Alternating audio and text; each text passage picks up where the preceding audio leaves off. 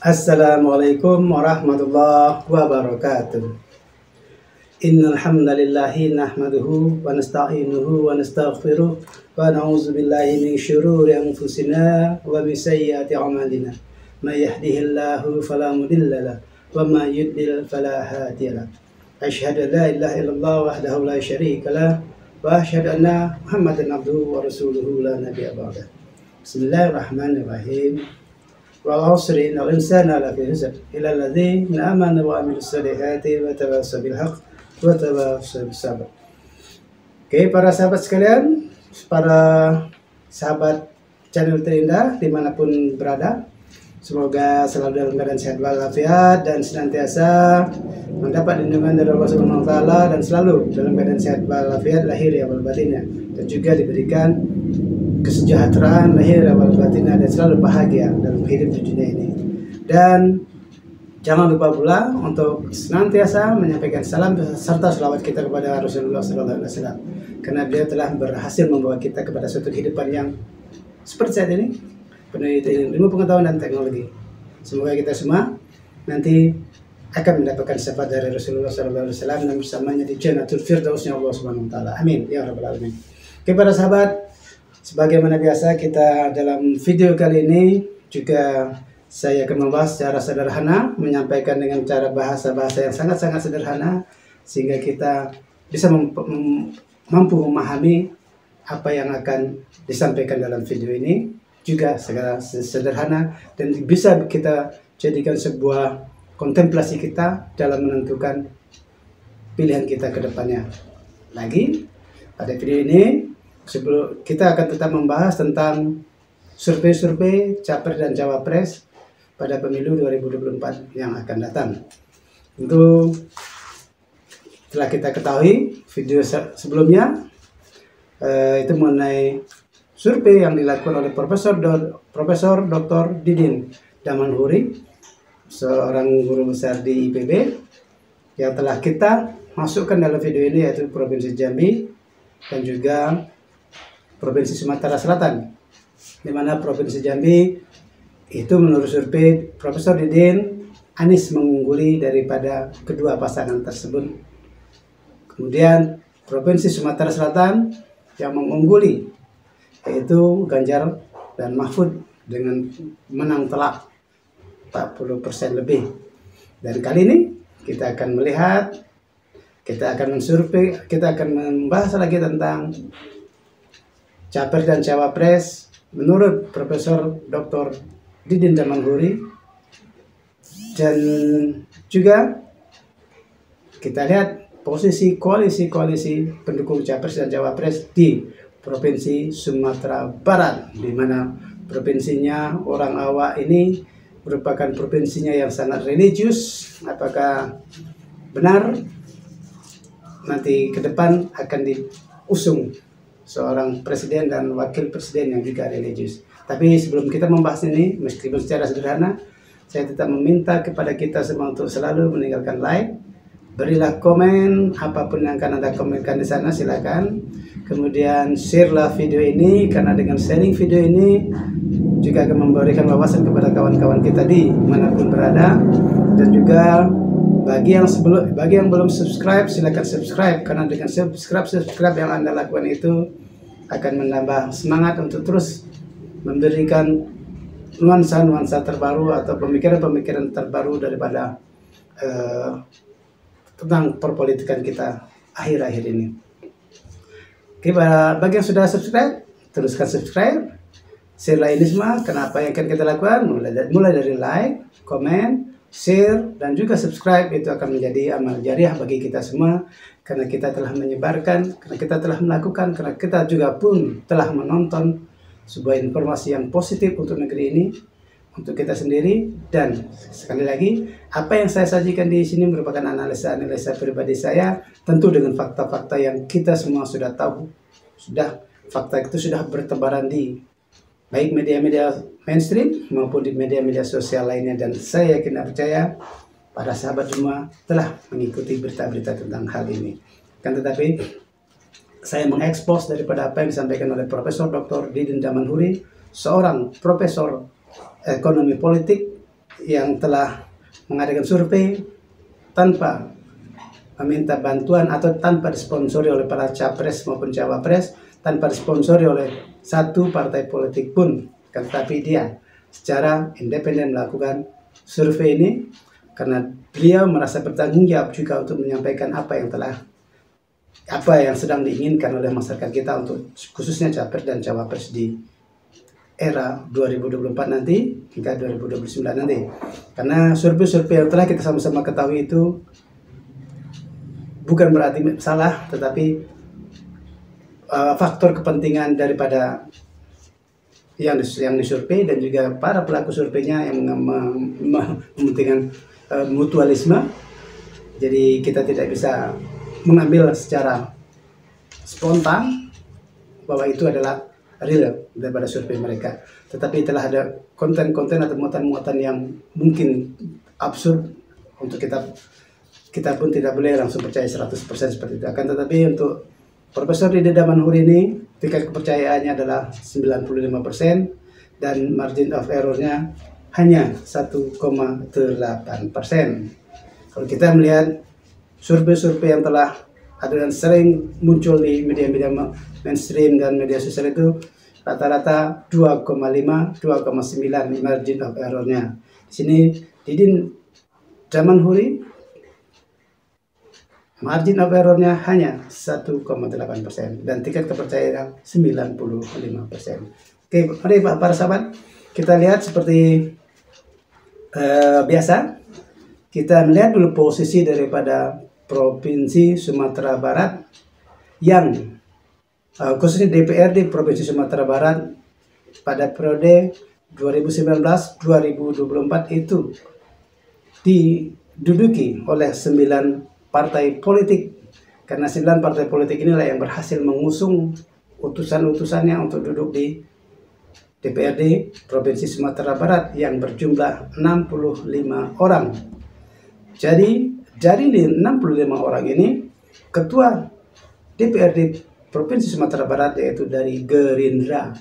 Karena untuk Indonesia itu ketua DPRD itu diberikan atau didedikasikan kepada partai politik yang meraih suara terbanyak atau kursi terbanyak di tingkat DPRD Provinsi Sumatera Barat tersebut. Gerindra mendapatkan suara atau mendapatkan kursi 14 kursi di DPRD Provinsi Sumatera Barat. Dengan demikian, ketua DPRD Provinsi Sumatera Barat adalah dari Gerindra. Kemudian diikuti oleh PKS berjumlah 10 kursi, kemudian Demokrat 10 kursi, dan juga PAN 10 kursi. Jadi PKS, Demokrat, dan PAN ini menduduki sebagai wakil ketua DPRD Provinsi Sumatera Barat, menduduki masing-masing 10 kursi. Kemudian diikuti oleh Golkar yang mendapatkan kursi 8 kursi. Kemudian PDIP di Sumbar, Sumatera Barat mendapatkan 3 kursi. Kemudian P3 mendapatkan 4 kursi. Kemudian PKB mendapatkan 3 kursi. Begitupun dengan Nasdem mendapatkan 3 kursi. Jadi 9 partai politik yang ada di DPRD Provinsi Sumatera Barat ini sama seperti dengan yang di DPR RI, hanya 9 partai politik. Dan kita lihat sebagaimana kita ketahui bahwa koalisi-koalisi daripada pengusung capres dan cawapres ini kita bagi menjadi 3. Kita lihat dari pasangan nomor urut capres nomor 1 adalah Anies Baswedan dan Muhaimin Iskandar, di mana Amin atau koalisi Amin ini mendapatkan dukungan sebanyak 16 kursi di DPRD Provinsi Sumatera Barat atau 24,6% di DPRD Sumatera Barat, dengan rincian PKS 10 kursi, PKB 3 kursi, kemudian lagi diikuti dengan Nasdem 3 kursi. Jadi Amin didukung dengan 16 kursi di DPRD Provinsi Sumatera Barat jika melihat dukungan di DPRD Provinsi Sumatera Barat. Akan tetapi apa yang disampaikan di sini justru terbalik, bahwa menurut survei Profesor Dr. Didin Damanhuri, justru pasangan Amin ini mendapatkan suara 63% daripada penduduk Sumatera Barat yang akan memilih dia sebagai capres dan cawapresnya dan memenangi kompetisi capres dan cawapres itu DPRD Provinsi Sumatera Barat. Kita teruskan dulu kepada partai pengusung koalisi. Untuk partai pengusung koalisi nomor 2, yaitu Prabowo Gibran, didukung oleh 4 partai, di mana ketuanya adalah Gerindra 14 kursi, kemudian didukung lagi oleh Golkar 8 kursi, kemudian Demokrat 10 kursi, dan juga PAN 10 kursi. Raihan koalisi apabila ini memang real di lapangan juga akan seperti ini, maka raihan kursi di DPRD Provinsi Sumatera Barat untuk yang mendukung Prabowo Gibran adalah 42 kursi atau sebesar 64,6%. Ini jumlah yang cukup luar biasa. Nanti setelah kita lihat dari ini, dukungan dari DPRD Kota, DPRD Provinsi Sumatera Barat, kemudian akan kita comparekan dengan apa yang dihasilkan oleh surveinya Profesor Dr. Didin Damanhuri ini. Jadi untuk dukungan koalisi Prabowo Gibran sebanyak 42 kursi atau 64,6% untuk DPRD Provinsi Sumatera Barat. Kemudian kita lihat dukungan capres dan cawapres nomor 3, Ganjar dan Mahfud, didukung oleh 2 partai koalisi, yaitu PDIP sebanyak 3 kursi, kemudian P3 sebanyak 4 kursi. Hanya 7 kursi atau sebesar 10,8% yang koalisi di DPRD Provinsi Sumatera Barat yang mendukung daripada Ganjar dan Mahfud. Hanya 10,8%. Akan tetapi sesuatu yang sangat luar biasa, sesuatu yang luar biasa telah terjadi di sini, di mana ternyata apa yang dihasilkan di DPRD Provinsi Sumatera Barat terhadap dukungan koalisi masing-masing capres dan cawapresnya tidak mutlak mereka akan mendukung apa yang didukung oleh pilihan daripada koalisi partai di pusat tersebut. Artinya pilihan ketua umum itu tidak sama dengan pilihan rakyat di daerah. Kita lihat, kalau seandainya kita melihat daripada raihan atau dukungan daripada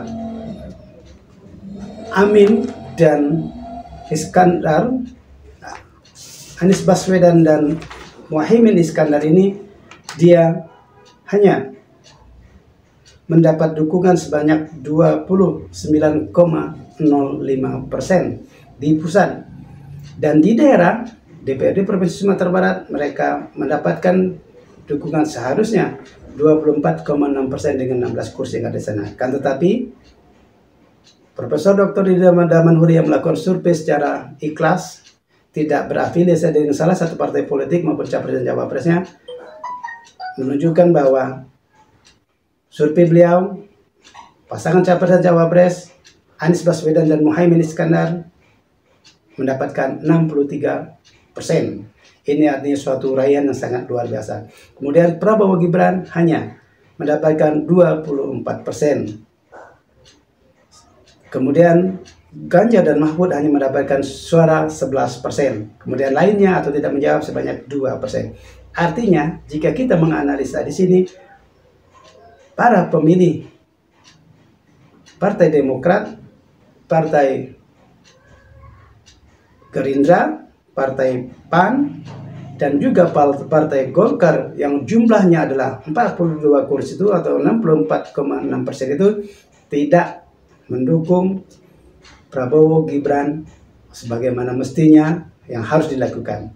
Kan tetapi para pemilih, ketika pemilihan itu dilakukan pada 2019, para pemilih keempat partai politik pendukung pasangan capres cawapres nomor 2 hijrah dia kepada mendukung capres dan cawapresnya, yaitu Amin. Buktinya dengan mendapatkan 63% ini menunjukkan bahwa dia mendapat limpahan suara, atau para pengusung 4 partai Gerindra, Golkar, P3, Demokrat dan PAN ini, mereka lebih memilih pasangan capres dan cawapres nomor urut 1. Artinya pasangan nomor urut 2 untuk Pilpres mendapat atau suaranya tergerus, atau mungkin para kadernya tergerus, atau para masyarakat yang memilih keempat partai tersebut hijrah untuk rame-rame mendukung Amin. Dan Prabowo hanya mendapatkan 24%. Artinya 42 kursi di DPRD Provinsi Sumatera Barat atau 64,6% raihan suara kursi di DPRD Sumatera Barat itu tidak mutlak memilih pasangan Prabowo Gibran pada kompetisi capres dan cawapres yang akan datang. Dan kecenderungan mereka hijrah itu lebih besar kepada Amin atau pasangan Amin, yaitu Anies Baswedan dan Muhaimin. Dan kita lihat kepada pasangan capres dan cawapres nomor urut 3, Ganjar Pranowo dan Mahfud MD. Menurut survei Profesor Didin Damanhuri hanya mendapatkan 11%. Artinya kalau kita lihat raihan seperti ini, 7 kursi di DPRD Provinsi Sumatera Barat, Ganjar Pranowo, Mahfud hanya didukung oleh 10,8%. Dan keterpilihan atau para pendukung Ganjar Pranowo dari 2 partai ini, yaitu partai PDIP dan juga partai P3, sepertinya kedua partai ini lebih besar istiqomahnya untuk tetap mendukung Ganjar dan Mahfud. Mereka tidak tergeming hatinya, tidak bergoyang hatinya untuk memilih pasangan lain. Mereka tetap teguh untuk tetap memilih Ganjar Pranowo dan Mahfud MD di pemilu 2024 nanti. Ini terbukti raihan Ganjar Pranowo menurut Profesor Didin Damanhuri 11%. Dari raihan hanya 7 kursi di DPRD Provinsi atau 10,8%, artinya tingkat keistiqomahan pendukung daripada Ganjar Pranowo atau diwakilkan daripada PDIP dan P3, mereka istiqomah tetap akan mendukung. Kalau kita lihat daripada militansi daripada PDIP dan juga P3 dalam rangka mendukung capres dan cawapres ini cukup kuat, mereka tak bergeming. Beda dengan apa yang dilakukan oleh para pendukung koalisi nomor 2, yaitu pendukung koalisi Prabowo dan Gibran yang terdiri dari partai Gerindra, Golkar, PAN, dan Demokrat. Mereka tak sepenuh hati untuk mendukung capres dan cawapres koalisi yang mereka usung. Kan tetapi mereka lebih melihat daripada, mungkin kita mengetahui bahwa Sumatera Barat inilah sebuah provinsi di Indonesia yang sama religiusnya seperti Aceh Darussalam, di mana ketika seorang pemimpin itu lebih menonjolkan religiusitinya, mereka rame-rame atau berbondong-bondong akan memilih kepada mereka. Ini bisa kita lihat, bisa menjadi bukti survei daripada Profesor Dr. Didin Damanhuri ini menjadi sebuah gambaran bahwa mungkin seandainya Pilpres dilakukan pun tidak akan jauh bergeming untuk tetap memilih pasangan capres dan cawapres nomor urut 1, yaitu Anies dan Muhaimin. Dan sekali lagi, analisa yang saya lakukan ini cukup sederhana, melihat daripada fakta-fakta survei-survei yang ada di sini, dan juga melihat kondisi real, yaitu kondisi real daripada anggota DPRD Provinsi Sumatera Barat yang saat ini sedang berjalan atau sedang berlangsung, yaitu periode 2019-2024. Artinya semestinya kalau memang mereka atau masyarakat ini adalah pendukung militansinya tinggi untuk mendukung capres dan cawapresnya sesuai dengan partai politik yang mereka usung dari daerah, tentu pasangan Prabowo Gibran akan mendominasi di Provinsi Sumatera Barat. Akan tetapi realitanya tidak. Pasangan nomor urut 1 hanya 16 kursi, pasangan nomor urut 2 42 kursi. Akan tetapi di Pilpres 2024 nanti yang telah disurvei ini hanya Justru Amin mendapatkan 63%, Prabowo Gibran 24%, Ganjar Mahfud 11%, dan belum menentukan jawaban 2%. Sekali lagi, survei Profesor Dr. Didi Damanhuri merupakan survei yang independen, tidak terafiliasi kepada salah satu partai, tidak terafiliasi pada salah satu capres maupun cawapres, atau para institusi-institusi pemerintah yang meminta dia untuk melakukan survei. Dan saya sebagai perpanjangan informasi kepada masyarakat banyak melalui YouTube saya mengambil hasil survei daripada Profesor Dr. Didi Damanhuri ini untuk saya sebarkan per provinsi. Dan Sumatera Barat baru provinsi yang ketiga yang saya spill kepada masyarakat untuk kita sama-sama ketahui. Saya hanya menyajikan berdasarkan survei-survei para ahli dan kondisi-kondisi di provinsi masing-masing, dan silakan Anda menentukan pilihan.